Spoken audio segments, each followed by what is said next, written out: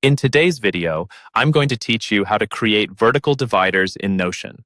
We're going to use a simple trick that relies on Notion's quote, block, and columns, so you can visually separate content without any external tools or complex formatting. First, open the Notion tutorial page or any Notion page where you want to try this out.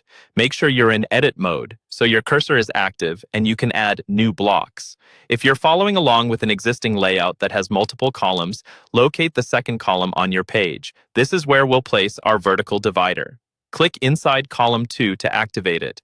You should see your text cursor appear in that column. If there's already content there, just move your cursor to the spot where you want the divider to start, usually near the top of the column, so the divider runs alongside your main content.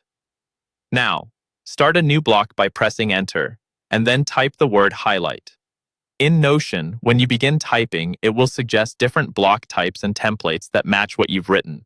Here, we're only using the word highlight as a quick way to bring up the options we need. You're not actually creating a highlight block.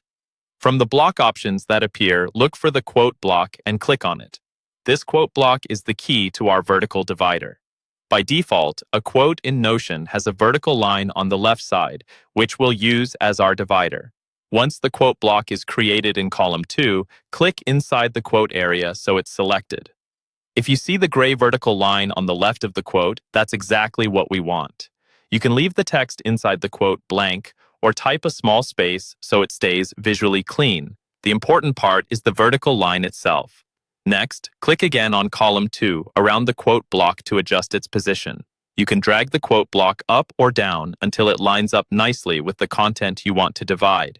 If you need the divider to feel taller, you can add extra empty lines inside the quote block so the vertical line extends further.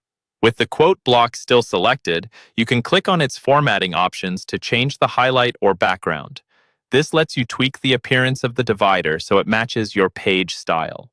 Finally, if your page doesn't have one yet, you can add a cover at the top of the Notion page to give the whole layout a more polished, structured look around your new vertical divider.